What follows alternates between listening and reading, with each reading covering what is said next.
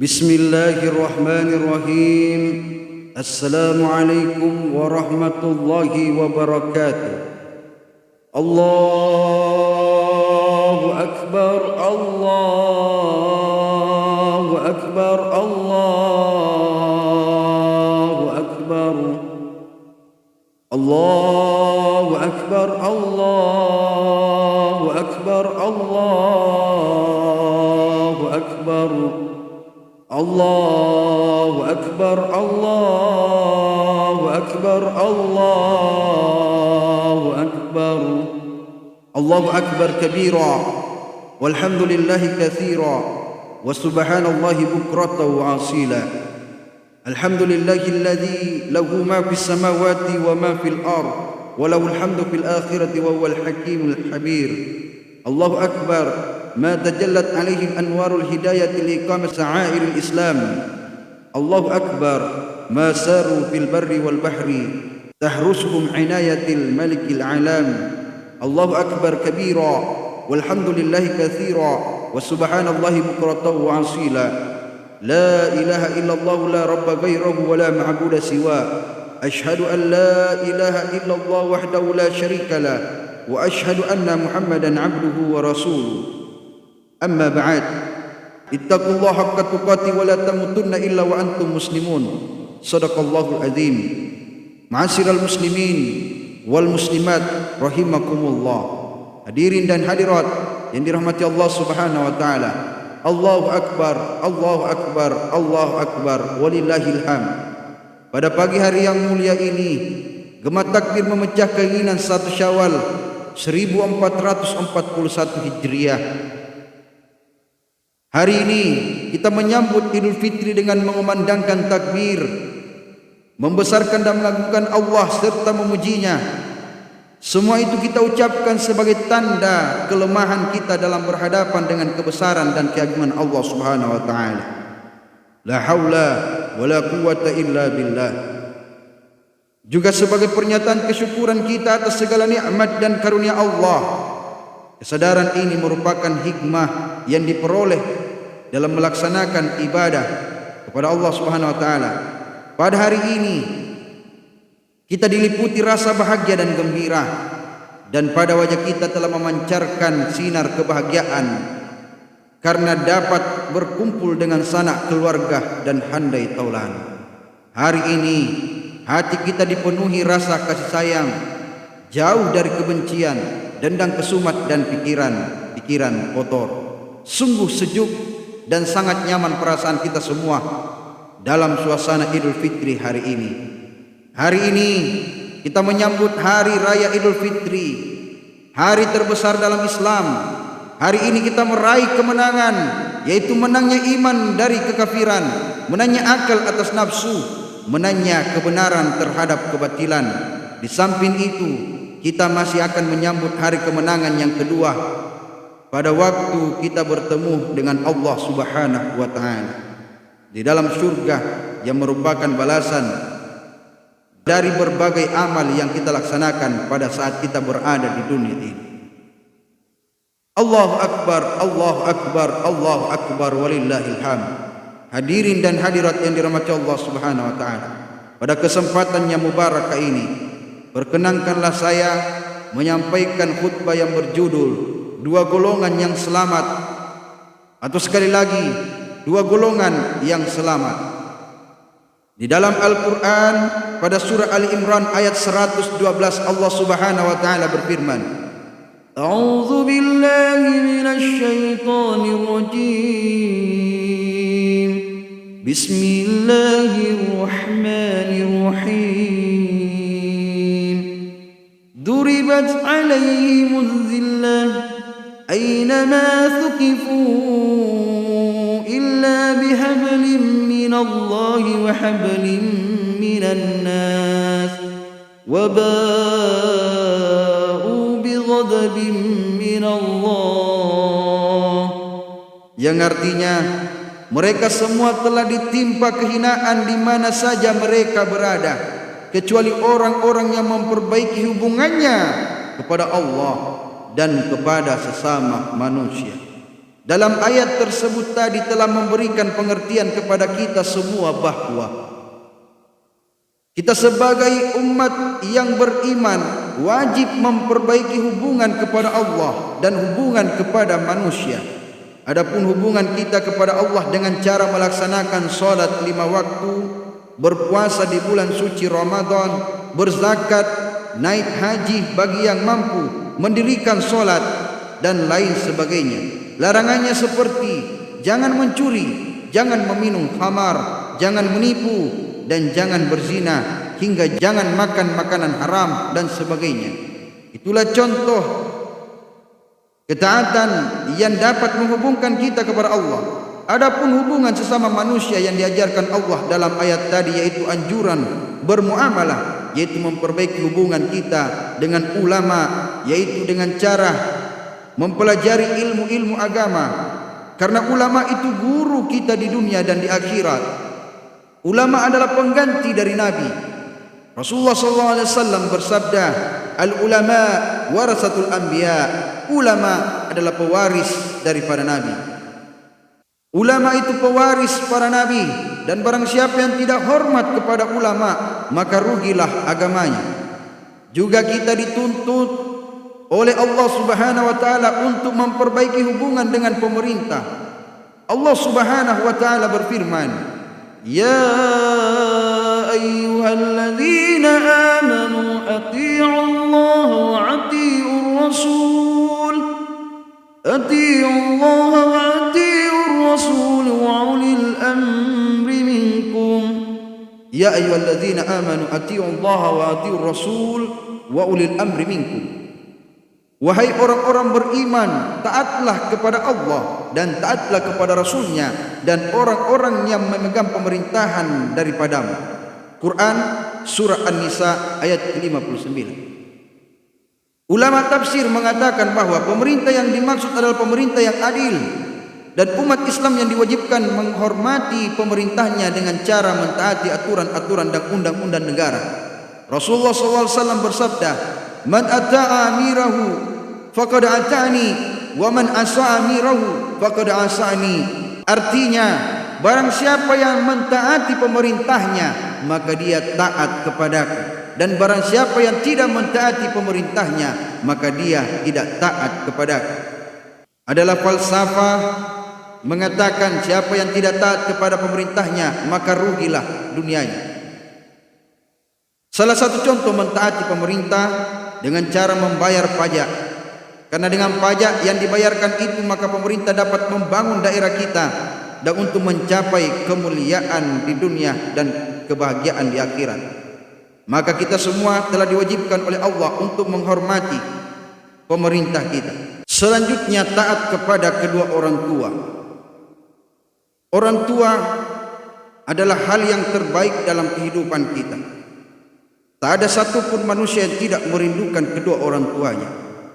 Seorang anak tentu merindukan kedua orang tuanya. Apakah dia rindu kepada ayah? Apakah dia rindu kepada ibunya? Betapa sangat jelas seorang ayah yang begitu mengorbankan dirinya, berpanas-panasan di bawah terik matahari, terbakar kulitnya, hingga ia tak tahu lagi bagaimana keringat mereka yang bercampur darah. Bahkan di tengah ladang yang sangat kering kerontang, terkadang ia berkeluh kesah, tapi ia tak mau menampakkan keluh kesah itu di hadapan anak-anaknya. Bahkan terkadang mereka kehujanan, ia berteduh tetap kebasahan. Terkadang ia sakit, tapi ia tak mau berbicara kepada anak-anaknya. Itulah ayah. Ibu yang terkadang dia sedih menangis melihat kelakuan dan tingkah laku kebodohan dari anak-anaknya. Ibulah orang yang tak pandai mengeluh kepada siapapun atas perbuatan anak-anak. Bahkan dia terkadang tersenyum di hadapan kita di balik kebodohan yang telah kita lakukan kepadanya. Bahkan ketika kita marah kepada ibu, bahkan ketika kita membentak ibu kita sendiri, ketika kita mengeraskan suara di hadapannya, mengolok-olok mereka di hadapan teman-teman kita, Terkadang ia tahu bahwa anaknya sedang mengejeknya.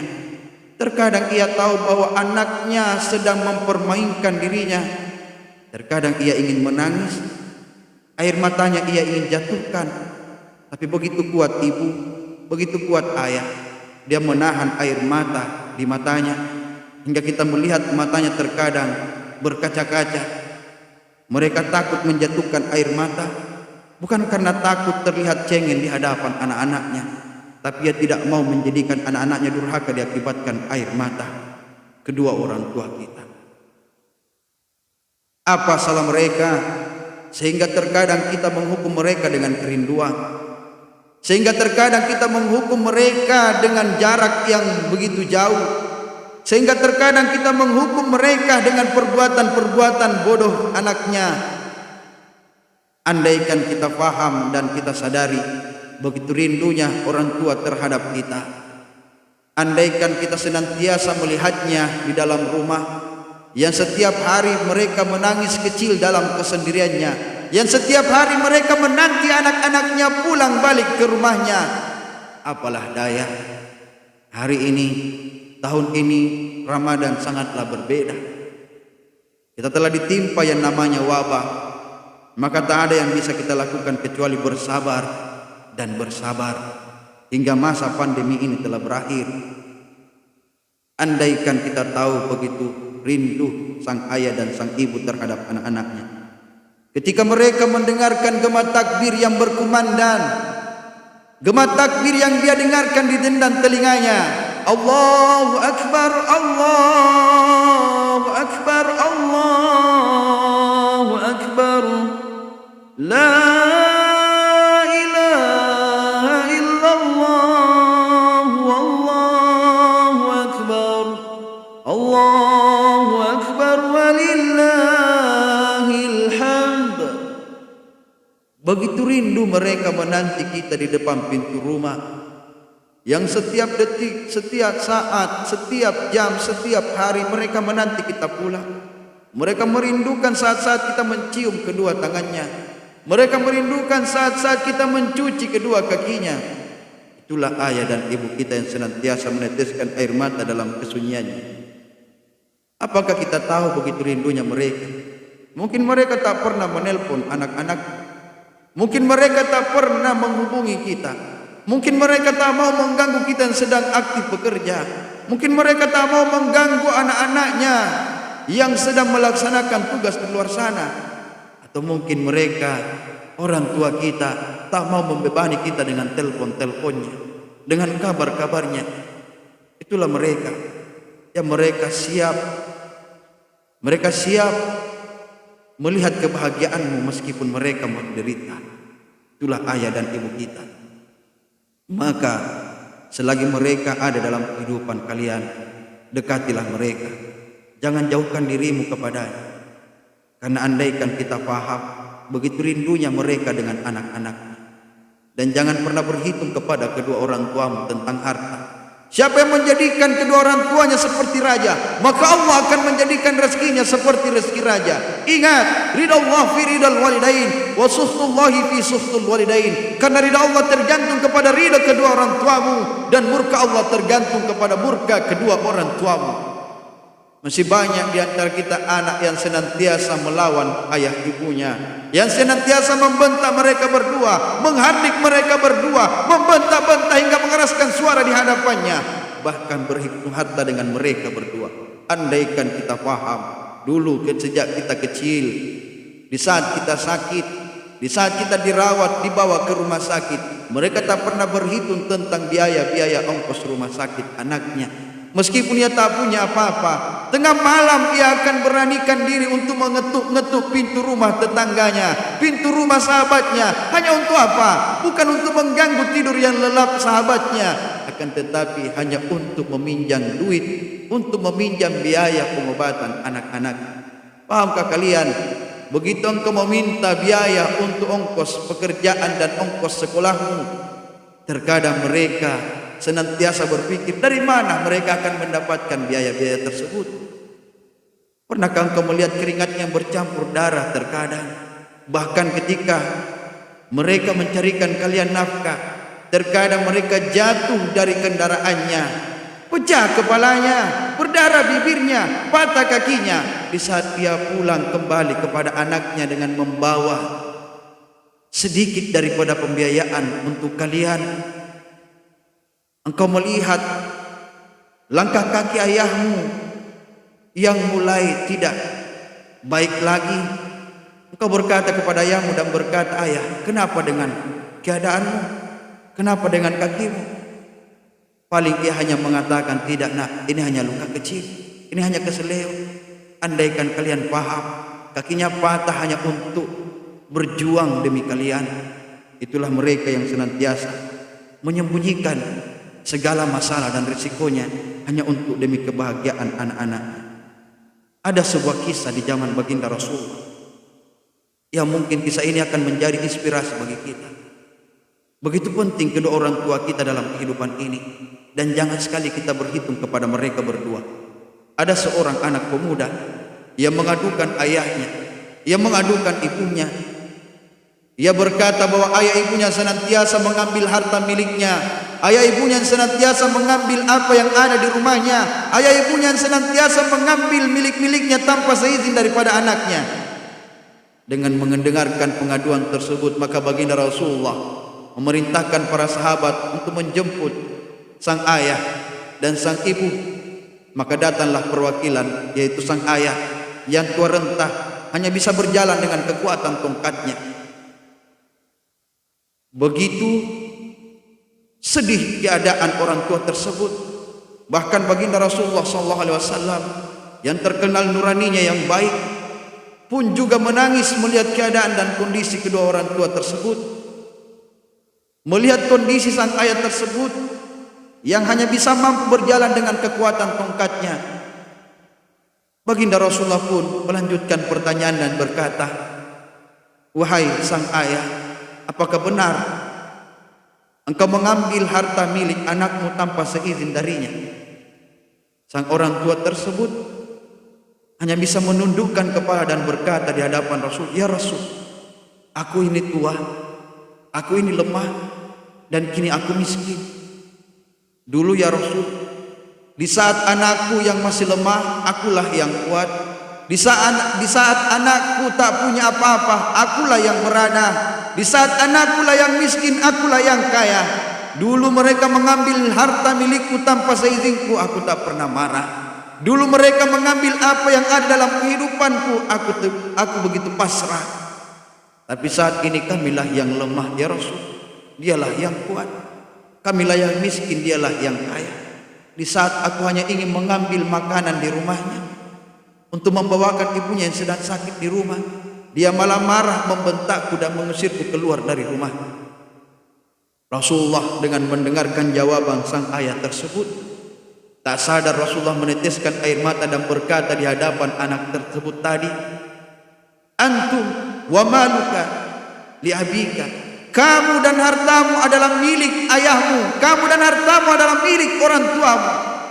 Memang tak ada perjanjian tertulis di atas hitam dan putih, di atas kertas perjanjian hitam dan putih itu antara ayah dan anak, antara ibu dan anak, antara orang tua dan anak. Tapi pantaskah seorang anak yang menelantarkan orang tuanya?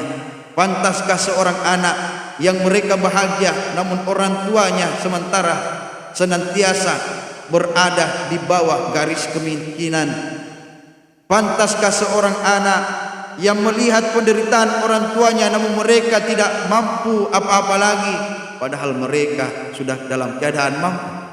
Pantaskah seorang anak yang tidak sama sekali ingin berkorban demi kedua orang tuanya? Pantaskah seorang anak? Pantaskah ma'asyiral muslimin wal muslimat rahimakumullah? Allahu akbar, Allahu akbar, Allahu akbar. Baginda Rasulullah sallallahu alaihi wasallam menyampaikan, la yadkhul jannata aqul walidain, tidak masuk surga anak yang durhaka kepada kedua orang tuanya. Bukankah pernyataan ini telah menjelaskan sangat mendetail begitu penting orang tua dalam kehidupan kita? Allah Subhanahu wa taala menyampaikan dalam Al-Qur'an, "Wa qada rabbuka alla ta'budu illa iyyahu wa bil walidaini ihsana, imma yablughanna indakal kibara ahaduhuma aw kilahuma fala taqul lahumu uffin wa la tanharhuma wa qul lahumu qawlan karima." Allah melarang kita untuk menyekutukannya selain daripadanya, dan Allah menyampaikan agar berbuat baik, berbakti kepada kedua orang tua kita. Apa kesalahan mereka yang senantiasa kita bentak? Apa kesalahan kedua orang tua kita yang senantiasa kita hardik, yang senantiasa kita lawan perintah? Atau mungkin suatu ketika nanti, ketika kita datang di hadapannya, di saat mereka yang kita peluk tubuhnya sudah berkalut kain kafan, di saat kita cium kening yang sudah tertutup kain putih, di saat itu jutaan kalimat akan kita sebutkan di hadapannya, bermohon maaf di hadapannya, sedangkan ayahmu, ibumu yang tak bisa lagi berucap apa-apa. Di mana di saat mereka masih ada? Di mana kehadiran kita di saat mereka masih membutuhkan anak-anak? Di saat mereka sakit, apakah kita sanggup berjuang lebih lama lagi berada di sisinya merawat? Dulu ketika kita yang sakit, mereka tak takut gelap malam. Ayah ibu akan keluar rumah demi mencarikan anak-anaknya obat. Mereka tak takut meskipun hujan keras yang turun membasahi mereka, membuat tubuhnya kedinginan diakibatkan basah. Ia akan balik ke rumah dalam keadaan basah kuyup dan membawakan anak-anaknya obat. Itulah ayah ibu kita. Maka di hari yang fitrah ini, jika pandemik sebagai alasan kita untuk tak bertemu dengannya, maka hubungilah mereka, telepon mereka, sampaikan kabar kepada mereka, tanyakan bagaimana kabar mereka. Mereka tak meminta harta, mereka tak meminta kekayaan dari anak-anaknya. Sesungguhnya mereka hanya menginginkan satu. Mereka senantiasa ingin memandang wajah anak-anaknya yang dulu kecil, mungil, yang senantiasa dia peluk dalam pelukannya, yang senantiasa dia timan dalam gendongannya, yang senantiasa dia melihat senyuman anak-anaknya di masa kecil itu.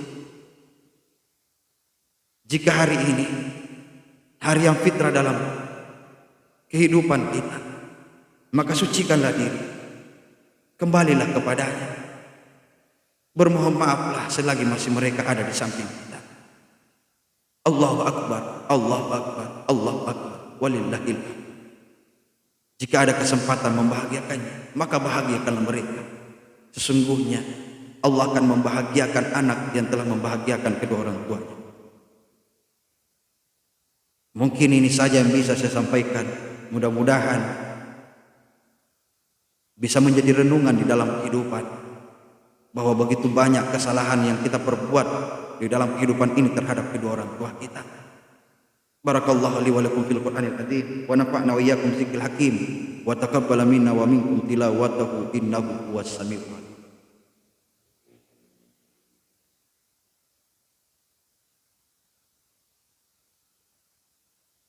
Allahu Akbar, Allahu Akbar, Allahu Akbar, Allahu Akbar, Allahu Akbar, Allahu Akbar, Allahu Akbar, Allahu Akbar, Allahu Akbar. Alhamdulillahilladzi hamdan katsiran kama amara. Asyhadu an la ilaha illallah wahdahu la syarika lah wa asyhadu anna Muhammadan 'abduhu wa rasuluh. Allahumma salli wa sallim ala hadzal nabiyil karim wa ala alihi washabil kiram amma ba'd. Fa ya ayyuhan nas ittaqullaha ta'ala wa dhal fawahish ma zahara minha wa ma batan wa hafizu ala salati wa li aidil fitr al jamaah wa alamu anna Allah amarakum bi amrin bada'a bi nafsi wa thanna bi malaikatil kursi. وقال الله تعالى في القرآن العظيم ولم يزل قائلا عليما إن الله وملائكته يصلون على النبي يا أيها الذين آمنوا صلوا عليه وسلموا تسليما. Jamaah yang dirahmati Allah Subhanahu wa taala. Marilah kita mengangkat kedua tangan kita seraya bersalawat kepada baginda Rasul. Semoga berkah salawat yang kita ucapkan, berkah salawat yang kita haturkan, berkah hari yang fitrah ini, berkah puasa sebulan lamanya kita laksanakan di bulan Ramadan, berkah doa-doa orang yang berpuasa, berkah daripada Al-Quran yang selalu kami baca. Semoga Allah mengampuni dosa-dosa kita, Allah memanjangkan umur kita, Allah menjadikan keturunan kita menjadi keturunan yang soleh dan soleh. Allah mengangkat penyakit-penyakit kita, Allah mengangkat wabah ini, dan Allah menjadikan kehidupan ini akan kembali normal. Amin, amin. Allahumma salli ala Muhammad wa ala Muhammad kama sallaita ala Ibrahim wa ala Ibrahim, wa barik ala Muhammad wa ala Muhammad kama barakta ala Ibrahim wa ala Ibrahim fil alamin innaka Hamidum Majid. Allahumma ghafir lil muslimina wal muslimat wal mu'minina wal mu'minat al ahya'i minhum wal amwat innaka sami'un qaribun mujibud da'wat wa ya qadiyal hajat. Ya Allah, ampuni hamba-Mu ini ya Rabb. Di hari yang fitrah ini, maafkan kami yang terlalu banyak berbuat salah dan dosa. Innahu kana tawwaba, sesungguhnya Engkau Maha penerima taubat ya Rabb. Ya Allah, ampuni dosa kami terhadap kedua orang tua kami, sahabat kami, saudara kami, teman kami, tetangga kami, kerabat kami ya Rabb. Ampuni dosa kami kepada ayah dan ibu. Jagalah mereka berdua seperti mereka yang menjaga kami di waktu kecil, seperti mereka yang senantiasa merawat kami siang dan malam di saat sakit, mereka yang tak pandai mengeluh apapun di saat mereka tersiksa diakibatkan kebahagiaan anak-anaknya. Ya Allah, maafkan kami yang senantiasa berbuat salah kepadanya, yang bahkan terkadang kami membentak keduanya, menghardik keduanya, mengeraskan suara di hadapannya ya Rabbi. Bahkan terkadang kami melempar kursi di hadapannya, membanting meja di hadapannya, memecahkan kaca di hadapannya ya Rabbi. Terkadang ingin mereka menangis di hadapan anak-anaknya dengan kebodohan anak-anaknya, tapi ia tahan air mata itu meskipun matanya berkaca-kaca. Ia sembunyikan kesedihannya dengan senyum di hadapan kita semua ya Rabbi. Ampuni hamba-Mu ini ya Allah.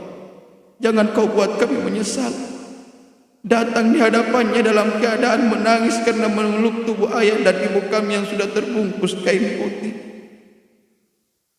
Andaikan masih ada waktu membahagiakannya ya Rabbi,